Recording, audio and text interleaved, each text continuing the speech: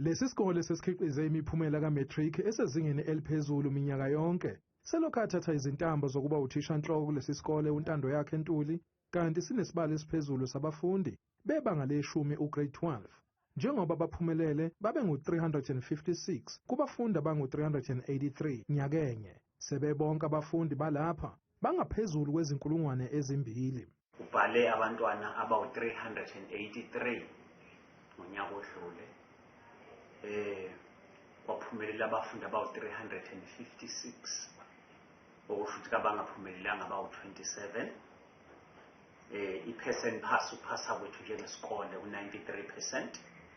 I-Bizimali iphinde yazihola phambili izikole zesifunda iKing Cetshwayo ngokukhiqiza abaphumelele ngamalengiso kuzo zonke izifundo zabo. Abe-243 esibe yi-leading school ku-King Cetshwayo district no-bachelor passes abaningi. Ama-diploma passes abe-78 kwase kuthi ama-higher certificate passes about-35.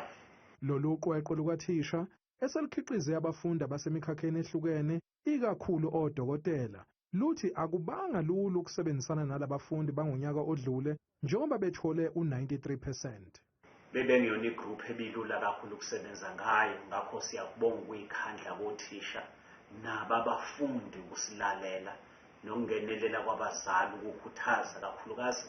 Besiba nomhlangano nabazali babantwana abangenze kahle njalo ngethemba ukuzobakhuthaza ukuthi benze kangcono. Kumanje uNtuli usemkhankasweni oqokwa njengothisha ovelele eNingizimu Afrika njoba engamele isikole esendaweni yasemakhaya eNkandla esigodini saseNhloshane, kanti izinsiza kusebenza azikho kulesi sikole.